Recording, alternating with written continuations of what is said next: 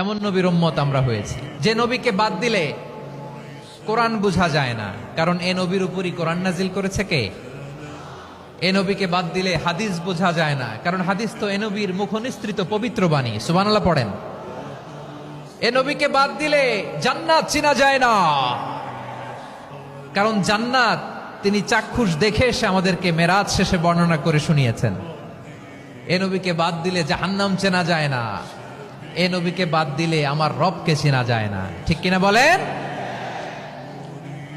তো বিশ্বনবীর 5টি বৈশিষ্ট্যের কথা আল্লাহ তাআলা এই সূরাতে উল্লেখ করেছেন। আল্লাহ রাসূল সাল্লাল্লাহু আলাইহি ওয়াসাল্লাম যখন মক্কাতে দাওয়াত দিচ্ছিলেন,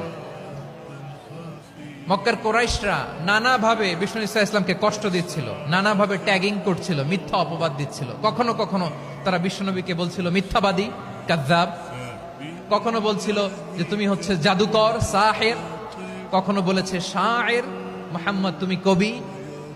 কখনো বলেছে কাহেন, মুহাম্মদ তুমি গণক। এবং কখনো বলেছে মুহাম্মদ তুমি হচ্ছে মাজনুন, মানে পাগল। আওয়াজ করে সবাই পড়ুন নাউযু বিল্লাহি মিন যালিক। তাহলে বিশ্বনবীকে মৌলিকভাবে এই 5টি অপবাদ দিয়েছে।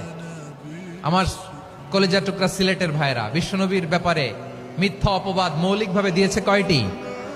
5টি। বলেছে তুমি মিথ্যাবাদী, বলেছে তুমি গণক, তুমি কবি, তুমি পাগল, তুমি জাদুকর। বিশ্বনবীকে যে এই 5টি অপবাদ দেয়া হলো, আল্লাহ তাআলা এটা সহ্য করেননি। এই 5টি অপবাদের বিপরীতে আল্লাহ তাআলা বিশ্বনবীর 5টি চমৎকার বৈশিষ্ট্য উল্লেখ করে সূরাতুল আহজাবের 2টি আয়াত নাজিল করেছেন। আওয়াজ করে পড়েন আল্লাহু আকবার। 5টি চমৎকার বৈশিষ্ট্য সূরাতুল আহজাবের ভেতরে রব্বুল আলামিন উল্লেখ করে আমাদেরকে জানিয়ে দিচ্ছেন, ইয়া আইয়ুহান নাবিয়্যু ইন্না আরসালনাকা শাহিদান ওয়া মুবাশশিরান ওয়া নাযীরা ওয়া দাঈয়ান ইলাল্লাহি বিইذনিহি ওয়া সিরাজাম মুনীরা। পড়েন আল্লাহু আকবার। রব্বুল আলামিন ডেকে বলেন, ও নবী, নিশ্চয় আমি আপনাকে সাক্ষ্যদাতা রূপে প্রেরণ করেছি, সুসংবাদদাতা রূপে প্রেরণ করেছি, সতর্ককারী রূপে প্রেরণ করেছি, আল্লাহর দিকে আহ্বানকারী রূপে প্রেরণ করেছি, আর আলো দানকারী চেরাগ রূপে, প্রদীপ রূপে প্রেরণ করেছি। পড়েন সুবহানাল্লাহ।